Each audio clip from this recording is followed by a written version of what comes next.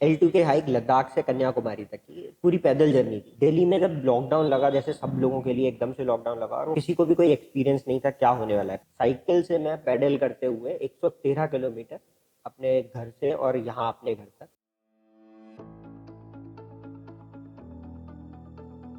Hello everyone, welcome back to YouTube channel Himaksh motivation. तो आज है हमारे साथ मिस्टर अवधेश शर्मा। तो सर जो हैं वो प्रोफेशन से एक फोटोग्राफर हैं और साथ ही साथ Guinness book of world record में अपना नाम दर्ज करा चुके हैं। तो आज हम सर से उनकी जर्नी के बारे में जानेंगे। तो मेरी जर्नी जो थी L2 के हाइक की पूरी जर्नी जो थी, L2 के हाइक लद्दाख से कन्याकुमारी तक की पूरी पैदल जर्नी थी 4200 किलोमीटर की, जिसको मेरे को पूरा कंप्लीट करने में 104 दिन लगे। 104। ये लद्दाख में थांग जो विलेज है, नॉर्दर्न मोस्ट विलेज है, हमारा उत्तरी भारत का सबसे उत्तरी गांव जो है वो है थांग। सियाचिन के बेस में ये गांव पड़ता है। वहां से लेके कन्याकुमारी तक की मेरी जर्नी थी, जो कि तमिलनाडु में हमारे जो भारत का जो मेन भूतल है उसका जो दक्षिणी छोर है वो, अगर वैसे देखा जाए तो इंदिरा पॉइंट है अंडमान एंड निकोबार में, सदर्न मोस्ट पॉइंट। बट जो मेन भूतल है उसका जो दक्षिणी पॉइंट है वो केप कोमोरिन कन्याकुमारी। तो ये मेरी जर्नी थी, जो कि Guinness book of world record के लिए भी एक सबमिट था।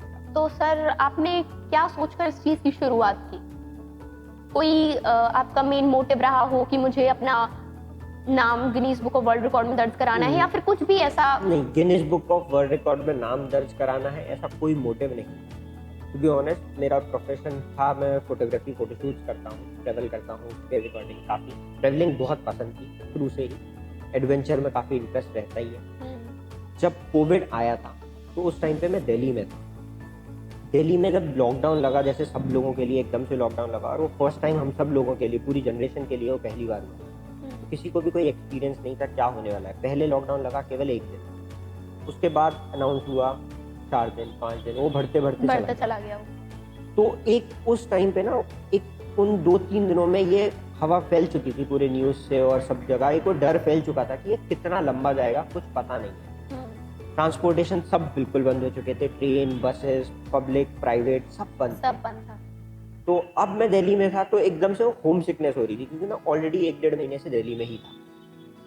लगा कि अब घर जाना चाहिए, क्योंकि कितना लंबा चलेगा कुछ प्रिडिक्टेबल नहीं था। मैं अपने मामी मामा के यहाँ से साइकिल ली। साइकिल से मैं पैडल करते हुए 113 किलोमीटर अपने घर से और यहाँ अपने घर तक साइकिल से आया। बचपन में साइकिल बहुत चलाई थी, बट कभी इतनी लंबी साइकिल नहीं चलाई। तो एक लगा कि यार जब 100 किलोमीटर आप टच कर लेते हो ना साइकिल, तो एक लगता है कि यार और साइकिलिंग करनी चाहिए। तो उसमें कितना टाइम लगा आपको? मेरे को करीबन 7 से 8 घंटे लगे थे। एक मन में रहता है ना कि यार 100 किलोमीटर चला ली है, 15 अगस्त पे 74 चला ली है, तो कोई एक माइलस्टोन जैसे सेट करते हैं ना कि यार 500 किलोमीटर चलाते हैं। 500 किलोमीटर का मतलब था कि 250 किलोमीटर कहीं जाओ, 250 वापस आओ। 250 किलोमीटर में कोई भी ऐसी सिटी या शहर या कुछ ऐसी जगह नहीं मिली कि जहाँ पे जाऊँ और वो थोड़ा एक एडवेंचरस भी रहे, मज़ा भी आए। क्योंकि लॉकडाउन में पिछले 6 महीने आप 5 महीने घर में बस व्यतीत कर देते हो। तो फिर लगा कि यार मसूरी देखा, 500 में कुछ समझ में नहीं आया तो 1000 किलोमीटर डॉट बैठा था मसूरी। 500 यहाँ से जाना, 500 वापस। घर से निकला था मसूरी के लिए। साइकिल करते करते आप निकल जाते हो। कोसी से पहले दिन फरीदाबाद से अगले दिन गाजियाबाद क्रॉस करके छोटा हरिद्वार करके एक जगह आती है मुरादनगर, वहाँ, और फिर आगे ऐसे रुड़की और हरिद्वार के रास्ते। जैसे ही उत्तराखंड में पहुंचा ना, उत्तराखंड में जैसे ही एंटर किया, वहाँ से सारे माइलस्टोन स्टार्ट हो गए थे माना के। Mana used to be last village according to BRO। Uttarakhand में सबसे आखिरी गाँव है माना। ये आपका उत्तराखंड और तिब्बत और ये उस बेल्ट पे लास्ट विलेज पड़ता है। अब माना के लिए आप निकल गए। मैंने टारगेट किया था माना जाते, साइकिल करते करते माना के लिए निकल गया। पहले बद्रीनाथ गया, बद्रीनाथ से आगे बढ़ा, बद्रीनाथ में दर्शन करे और बद्रीनाथ के बाद माना चला गया। जब माना चला गया तो माना के बाद फिर मैंने कहा यार बद्रीनाथ के दर्शन हो गए, बद्रीनाथ धाम के, तो केदारनाथ भी जाया जाए। वापसी में बद्रीनाथ साइकिल उठाई, फिर केदारनाथ के लिए निकल गए। केदारनाथ के दर्शन करे। उसके बाद तब तक सारे चारों धामों के कपाट बंद होने का टाइम, वापस दिवाली का टाइम आ चुका, वापस घर आ। फिर मसूरी नहीं गया? मसूरी नहीं, माना पहुंच, वापस घर आया। इस पूरी जर्नी में मेरे को 38 दिन लगे, जो कि 1850 किलोमीटर की जर्नी। बट वो एक दिमाग में एक बात बैठ गई कि माना विलेज, वो जो लास्ट विलेज, तो थोड़ा रिसर्च किया कि लास्ट विलेज ये है कैसे। तो पता लगा कि लास्ट विलेज जैसी कोई चीज़ होती नहीं है, क्योंकि अगर आप देखोगे हर स्टेट के हर बॉर्डर पे जो भी विलेज पड़ेगा या जो भी सिटी पड़ेगी वो आइडियली लास्ट विलेज है। तो फिर देखा कि इसका टेक्निकल टर्म क्या है, तो पता लगा north most, southern most, eastern most, western most, इस तरह से आप फिगर आउट कर सकते हो। तो नॉर्दर्न मोस्ट विलेज के बारे में जब देखा तो इंडिया में लद्दाख के अंदर जो सियाचिन का बेस है वहाँ पे थांग जो विलेज है वो इंडिया का नॉर्दर्न मोस्ट विलेज है। सबसे उत्तरी भारत में अगर कोई गांव पड़ता है तो थांग। तो थांग के बारे में जाना, तो थांग की भी एक अपनी हिस्ट्री है उस विलेज की। अभी आपने माना बताया, ये अलग अलग माना जो है वो उत्तराखंड का बीआरओ ने लास्ट विलेज बोला हुआ है, बट ये नॉर्दर्न मोस्ट विलेज है। थांग जो है लद्दाख में ये नॉर्दर्न मोस्ट विलेज है। तो यहाँ से मेरी ये L2K की जर्नी का मोटिवेशन आया कि L2K हाइक के लिए लद्दाख से कन्याकुमारी। अच्छा, जब साइकिल से मैं एक्सपीडिशन पे निकला हुआ था उस वक्त काफ़ी सारे चैलेंजेस आते हैं कि जब साइकिल से जर्नी प्लान की थी तो आपका लगेज भी रहता है, पैडल कर रहे हो, जब आप अपहिल साइकिल कर रहे हो तो उसके साथ एक बहुत सारे लिमिटेशंस भी आ जाती हैं कि आप कहीं भी रात को साइकिल छोड़ के नहीं जा सकते, सामान छोड़ के नहीं जा सकते। साइकिल जब आप चलाते हो ऊपर चढ़ाई पे तो केवल आपकी ताकत लगती है, केवल पेडलिंग में ताकत है। बट जब आप साइकिल नीचे की तरफ उतार रहे हो तो वहाँ पे आपकी लिटरली साइकिलिंग की स्किल्स काम आती है कि आपको ब्रेक लगानी है, अपना बॉडी वेट कंट्रोल करना है, पीछे आपका जो लगेज है क्योंकि वो भी आपको आगे ढकेल रहा है। और दूसरी बात क्या है ना कि टाइम का है, अगर आप इवनिंग में हो तो अंधेरा बहुत हो चुका है, साइकिल में लाइट नहीं होती है। दूसरी बात, आप साइकिल की टॉर्च लगाते हो तो साइकिल के साथ प्रॉब्लम क्या होती है, साइकिल की जो टॉर्च होती है वो आगे फोकस देती है, टायर नहीं दिखता, नीचे नहीं दिखेगा या तो सामने दिखेगा। तो मैं 2 टॉर्च लाइट लगाता था अपनी साइकिल में, 2 हेडलाइट, एक नीचे की तरफ जो टायर गड्ढे दिखाए, क्योंकि पहाड़ी रास्ता है ना, गड्ढे बहुत है, आपको गड्ढे भी दिखाने, क्योंकि अगर पत्थर आया तो साइकिल का पूरा टायर स्किड मार जाता है। तो नीचे एक टायर गड्ढे देखने के लिए, एक सामने। दूसरी एक हेडलाइट सर पे लगा के रखता था रोशनी के लिए। दूसरा क्या है, अंधेरे में आप नहीं दिखते हो तो जैसे बाइक है, बाइक में रेडिएटर रहता है, इंडिकेटर, वो चमकता है। साइकिल में ऐसा कुछ भी नहीं है, रिफ्लेक्टर जो है साइकिल के पीछे का वो बहुत माइनर सा चमकता है, नहीं चमकता। तब पीछे भी एक रेड लाइट ब्लिंक वाली लगा के रखनी पड़ती है, वो एक अलग चैलेंजेस रहते हैं। तो जब मैं साइकिल उतारता था वहाँ पे चैलेंज यही था कि साइकिल के साथ कि यार आप साइकिल को कहीं भी खड़ी करके नहीं जा सकते, लगेज छोड़ के नहीं जा सकते। साइकिल एक ऐसी है कि आपने लॉक करा, कितना भी लॉक कर दो आदमी उसको उठा के चल सकता है। बिल्कुल, पीछे का टायर उठाया और आगे के टायर से उठा के चल देगा। पहले उसको लॉक करने के लिए पोल, बहुत सारे चैलेंजेस लगे थे साइकिल के साथ। मैंने कहा यार अगली बार जब भी जाऊंगा साइकिल लेके नहीं जाना, पैदल जाना। माना के बाद नॉर्दर्न मोस्ट मेरे को विलेज मिल चुका था थांग। मैंने कहा यार अब कुछ बड़ा ही करते हैं, थांग से कन्याकुमारी। जब इसके बारे में कुछ अपने नियर एंड डियर वंस को बताया, घर वालों को बताया, तो सब लोग शॉक कि नहीं ये तो क्या है, ये तो पागलपन है, ये करने लायक है ही नहीं। बट सोच लिया था, एक चीज जो ठान ली वो करनी है तो करनी है। तो वो एक डिटर्मिनेशन मेरे अंदर शुरू से है। कोई भी चीज अगर एक बार सोच ली ना, उसको करे बिना मैं पीछे नहीं हटता। एक्सपीरियंस जरूर करूंगा, बीच में चैलेंजेस आए, उसके बीच में अगर क्विट करनी पड़ी वो एक अलग चीज है। बट अगर एक बार सोच लिया ना कि ये करना है तो करना ही करना है।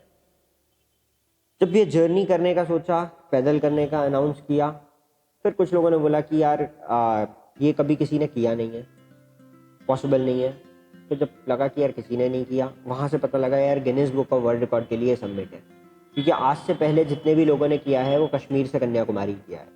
अच्छा। किसी ने भी लद्दाख से नहीं किया। उसके लिए भी एक अलग चैलेंजेस थे, वो बाद में पता लगे। कश्मीर जो है बहुत लो एल्टीट्यूड पर है, ज्यादा हाइट पर नहीं है सी लेवल से। लद्दाख जो है वो बहुत ज्यादा हाइट पर है, 18,000 फीट की हाइट पर उसमें पासेस पड़ते हैं। वहां पे मतलब 10,000 फीट से ऊपर जाने के बाद सर्वाइवल थोड़ा रिस्की होना चालू हो जाता है। 14,000 के बाद सर्वाइवल और रिस्की हो जाता है।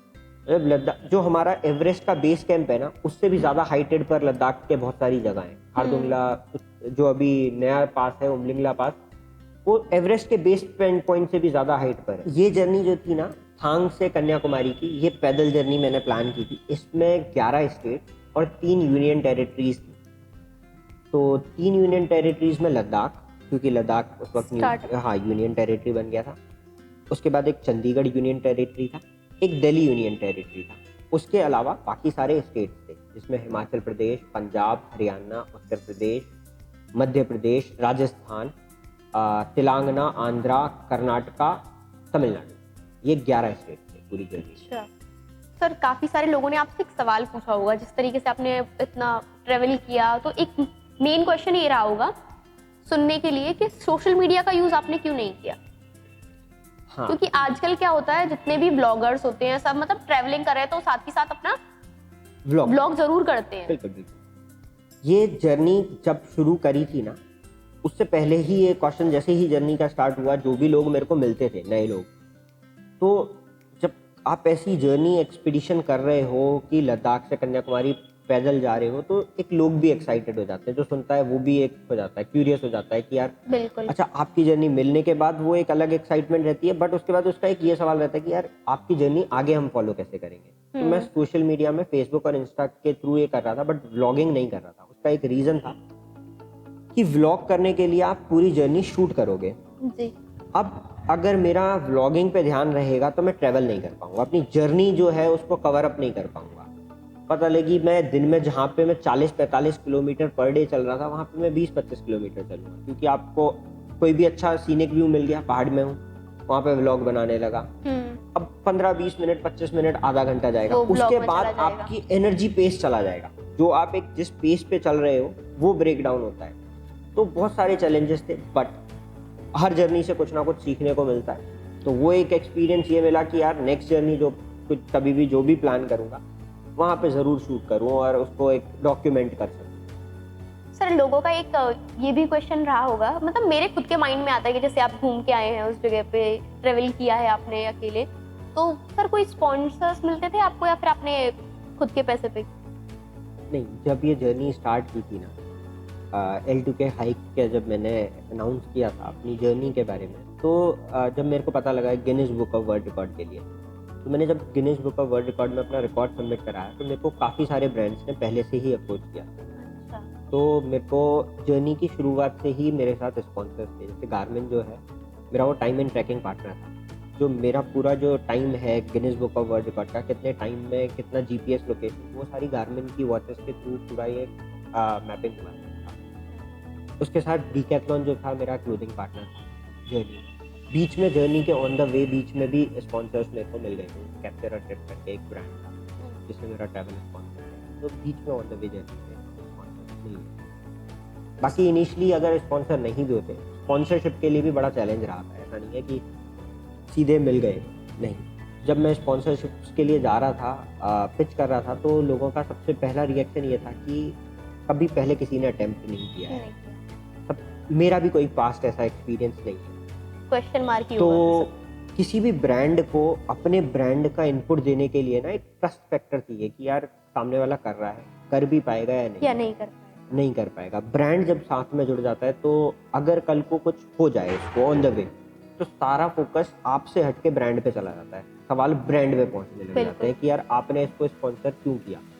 जहाँ पे क्योंकि लद्दाख जो है वो हाई एल्टीट्यूड एरिया है, वहाँ पे सर्वाइवल भी बहुत स्टेक पे रहता है, और जिस बेस पे मैंने वहाँ से स्टार्ट किया, आज तक वहाँ पे किसी ने भी इस तरह का एक्सपीडिशन नहीं किया है। वहाँ पे बाइक भी अगर लोग जो जाते हैं ना, उनसे पूछो कि वो बाइक में भी उनको कितने चैलेंजेस रहते हैं। जहाँ पे मैंने पैदल करना, उसके बाद वहाँ पे मेरा जो लगेज वेट था, बॉडी पे बैग पैक जो लेके चलता था, उसमें भी 35 किलो वेट था।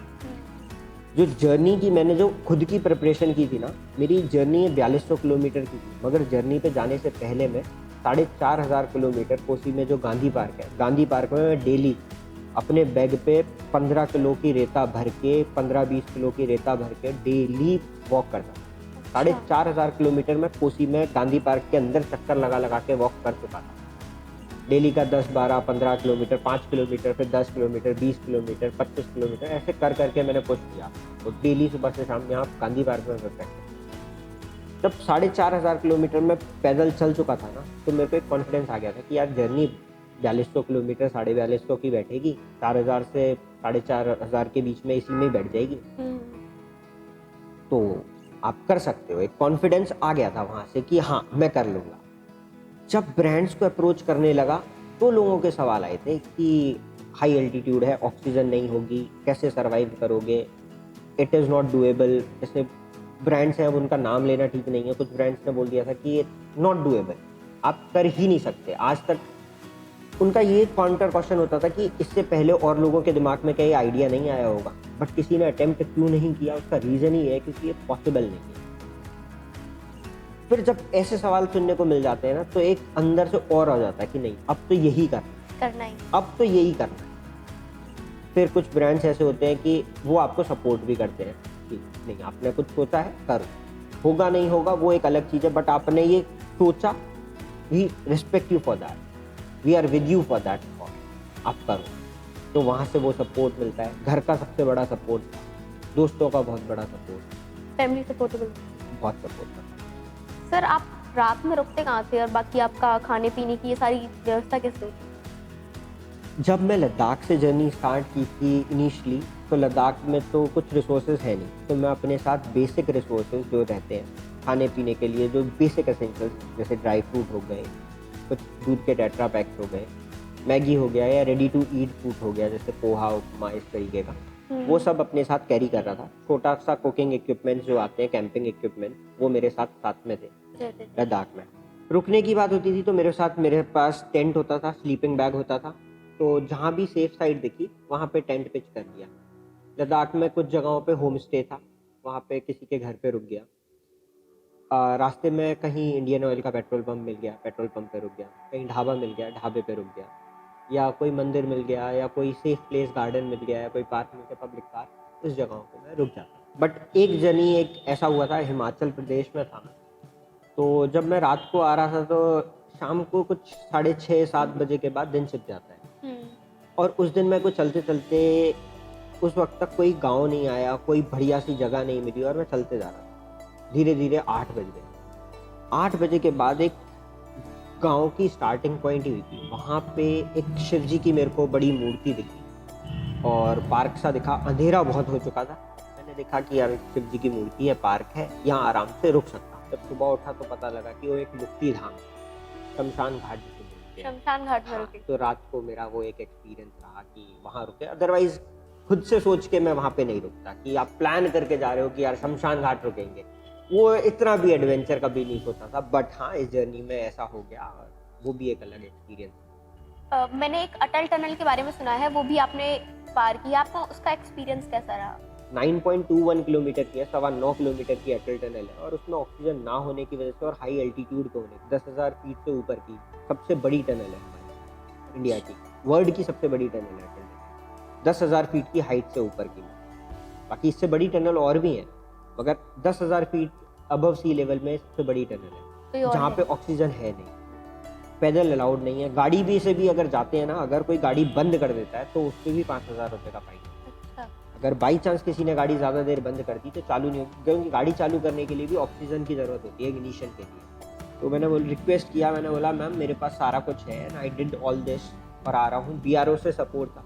फिर पता लगा कि मैम ने बात जो मना करने का रीज़न था, उन्होंने बोला कि टनल हम लोगों के एंड पॉइंट्स आते हैं, बट टनल को कंट्रोल करता है BRO के कंट्रोल, BRO से ऑलरेडी मेरे पास परमिशन, तो वहाँ से मेरे को एक प्लस पॉइंट मिल गया। तब BRO ने मेरे को परमिशन दे दी जाने के लिए, और इधर से commissioner sir Pankaj Rai sir ने दे दी, उधर से मैम ने परमिशन दे दी, तो परमिशन दे दी। फिर मैम ने बोला मेरे को अब आप आधा घंटे से 1 घंटे का टाइम दे दो, मेरे को एक मेडिकल व्हीकल आपके लिए अरेंज करना है, बैकअप व्हीकल जो साथ में रहे, क्योंकि अगर कल को कुछ हो जाता है तो हम पे ऑफिशियल्स अथॉरिटीज़ पे सवाल ना हो कि परमिशन आपने कैसे अलाउ कर दिया। मेरे को तकरीबन इस पूरी जर्नी में 1.5 घंटे का समय लगा, 1 घंटा 28 मिनट। परमिशन मिलने में कितना टाइम लगा? ये पूरा 1-1.5 घंटा इसमें मेरा गया था, पूरा सारा कुछ बोलने जितने में कवर हो जाता उतना टाइम वेस्ट हो गया। हाँ, बट वो टाइम मेरा ज़रूर लगा, बट ठीक है, जर्नी मेरी कंटिन्यू रही, और वो भी एक अपने आप में एक्सपीरियंस रहा कि I am the first ever person जिसने अटल टनल पैदल पार किया। आज तक अटल टनल पैदल पार किसी ने की नहीं, उसमें पैदल अलाउड ही नहीं है। या तो मतलब उसके इनॉग्रेशन के टाइम पे एक छोटे से पार्ट में नरेंद्र मोदी जी उसमें चल के गए थे इनॉग्रेशन के टाइम पे, या पूरी टनल अगर किसी ने पार की है तो मेरा। तो अगर आप अटल टनल में ना, जो वहाँ पे अटल टनल में जो उनकी रिकॉर्ड बुक है उसमें 2 ही नाम लिखे हुए हैं। सबसे पहला नाम नरेंद्र मोदी का लिखा हुआ है, उसके बाद जो दूसरा नाम उस बुक में लिखा हुआ है मेरा नाम लिखा हुआ है। आपका नाम? सर नॉर्मली क्या होता है कि जब हम किसी चीज़ की स्टार्टिंग करते हैं तो या तो स्टार्टिंग में लगता है या फिर हमें कहीं ना कहीं बीच में लगता ही है कि अब हमसे नहीं होगा, अब हम नहीं कर पाएंगे, तो कभी आपके साथ ऐसा कोई पॉइंट आया जब आपको ऐसा लगा हो, फिर आपने कैसे ओवरकम किया उस चीज? जहाँ पे आप डेली का 20 kilometre, 25 kilometre, 18 kilometre per day cover कर रहे हो, तो वहाँ पे पता था कि यार 12-15 दिन मेरे जाएंगे जहाँ पे घर से भी बात नहीं हो पाई। उस बीच में भी आपको बहुत सारी जगहें ऐसी आ जाती हैं कि यहाँ से यहाँ तक का जो गांव है वो 60 किलोमीटर बाद है या 65 किलोमीटर बाद है, बीच में कुछ है ही नहीं। तो वहाँ पे डीमोटिवेशन भी आ जाता है कि यार अब कैसे स्ट्रगल करोगे, बट वही एक एडवेंचर है, वही एक चैलेंज है, वही एक पूरी जर्नी का मजा है। ब्रेक लेना है, रेस्ट करूंगा, सुबह उठूंगा, फिर चलूंगा। तो वो एक मोटिवेशन शुरू से और एंड तक आप मतलब एक जो रहता है ना कि आप कोई भी चीज है, किसी भी चीज को करने का एक बार ठान लेते हो आप, तो उसको करे बिना कभी पीछे मत। चैलेंजेस आएंगे और जाएंगे, वही लाइफ का पार्ट है कि लाइफ में ना अप्स एंड डाउन्स आते जाते रहते हैं, वही इस जर्नी का भी है। अप्स एंड डाउन्स आएंगे जाएंगे, वही इस जिंदगी का मजा है, वही इस जर्नी का मजा है, पार करते हैं। तो सर इससे आगे आपका कहाँ जाने का प्लान है? कोई माइंडसेट किया है आपने? तो इस बार मैं इंडिया के 4 पॉइंट टच करने का प्लान कर रहा हूँ, जिसका अनाउंसमेंट मैं अभी बहुत जल्दी अपने सारे सोशल मीडिया से प्लान अनाउंस कर दूंगा। 2023 में ही, इसी साल प्लान है। जर्नी का ना जो एक प्लानिंग प्रोसेस रहता है कि आप पहले रूट मैप बनाना, ऑफिशियल्स परमिशंस लेना, वो सारी चीज में अभी रूट मैपिंग चल रही है। तो सर आपको ये करने की इंस्पिरेशन कहाँ से मिली? जब नॉर्थ एंड और साउथ एंड मैंने टच कर दिया तो फिर बहुत लोगों का था कि यार ईस्ट वेस्ट क्यों नहीं, क्योंकि जब मेरे को बहुत सारे सोशल मीडिया से मैसेज आते थे कि असम से की साइड से मैसेज आ रहे हैं, गुजरात के साइड से लोगों के मैसेज आ रहे हैं कि आप इधर की तरफ भी आइए, तो इधर की तरफ। तो वही चीज है कि अभी जो प्लान कर रहा हूँ कि ऑल द 4 कॉर्नर्स प्लान, हमेशा इंस्पिरेशन वही है कि आपको एक से बड़ा करने की कोशिश रहती है। तो सर कुछ लोग क्या होते हैं जर्नी के साथ साथ में कुछ लिखते रहते हैं अपनी जर्नी के बारे में या किसी भी चीज के बारे में, आपने कुछ ऐसा कभी लिखा हो? जब मेरे को कभी कभी लिखने का शौक है, थोड़ा बहुत, ज़्यादा तो मैं नहीं लिखता हूँ। तो जब भी ये लॉकडाउन हुआ था तो बहुत सारे लोग पैदल जा रहे थे, उस समय पे मैंने कुछ 2 लाइन लिखी थी उन लोगों को देखते हुए। तो ऐ सड़क बहुत गुरूर है तेरी को तेरी लंबाई पर, मेरे हौसलों की ताकत तो देख, कदमों से तुझे पैदल नाप दिया। बट लिटरली ये जो कोट था ये मैंने लिखा लॉकडाउन में था, जिया मैंने अपनी पूरी एक्सपेडिशन के टाइम पे था। तो सर की बातों से इंस्पायर होकर मैं भी एक और कहना चाहूंगी, हर कोई अपने आप में एक हीरा होता है, कि हर कोई अपने आप में एक हीरा होता है, चमकता सिर्फ वही है जो खुद को तराशने की काबिलियत रखता है। Thank you so much sir for giving your precious time to us. Thank you for watching our video. Please like, share and subscribe our YouTube channel.